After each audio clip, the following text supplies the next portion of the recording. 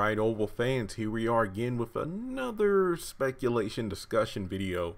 And it seems like we're going to be getting more and more clues to this mystery as the season goes on. And that's the question of whether or not Barry and Richard accidentally, look, it's early, I'm tired, but if they killed, I believe the name Mr. Fields.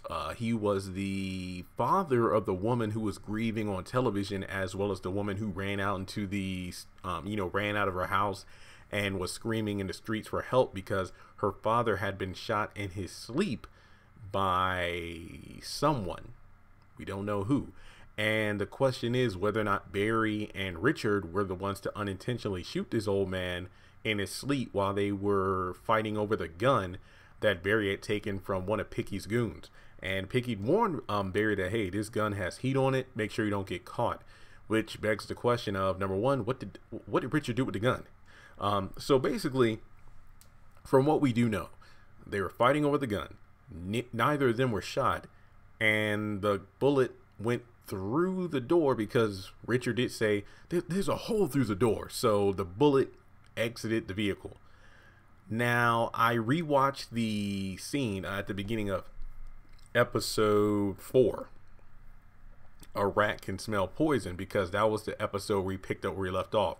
Now, two things about this, and I talked about in the episode review. I'm not really sure if they were the ones to shoot, because number one, well, the bullet would have had to have gone through the car door, and at the end of the episode, episode 3, when they're fighting over the gun, we heard the gunshot go off, but that was it.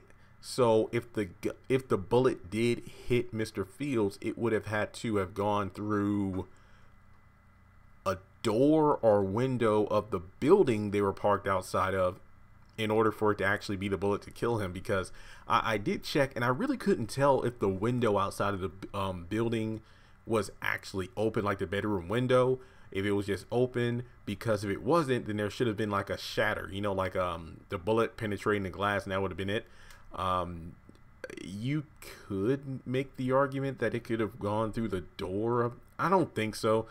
But the question is, if Barry and Richard weren't the ones to fire the gun, weren't the ones to shoot Mr. Fields, then that means there must have been another shooter. Number one, it seemed like the daughter reacted as soon as she heard something, because she probably heard the gunshot and was rushing to see if anybody was hurt in the house, and that's how she found her dad. Was it suicide? Did Mr. Fields take his life in the middle of the night and nobody heard the gun, and then when the gun fired off in Barry's car, the young lady went around the house and then found her father dead? There are just so many different angles to look at it from, but let's just put it this way.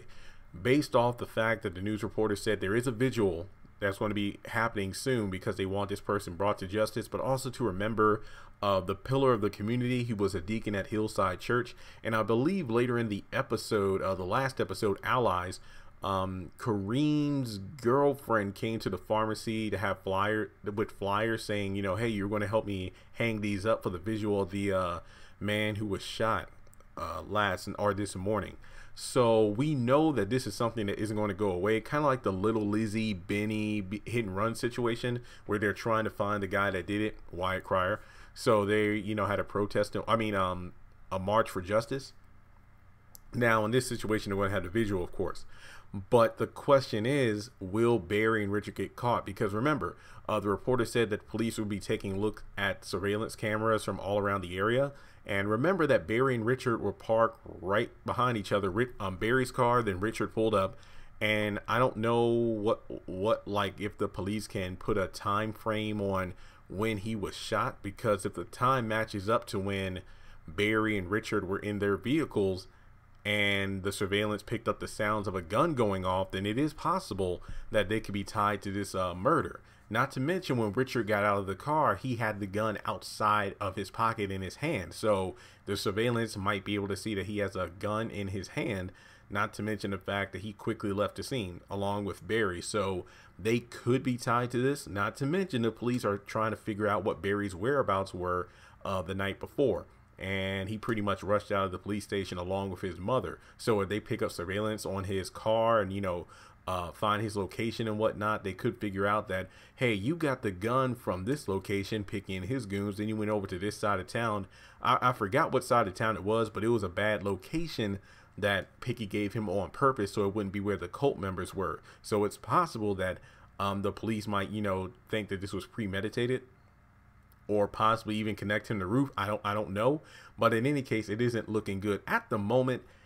It seems like they're the ones that did it. It just seems a bit too on the nose for me. Like, again, I don't really know much about guns or how powerful a bullet would need to be to penetrate both a car door as well as travel through either a window that's closed or the door of a building to hit a man in their sleep. I don't know.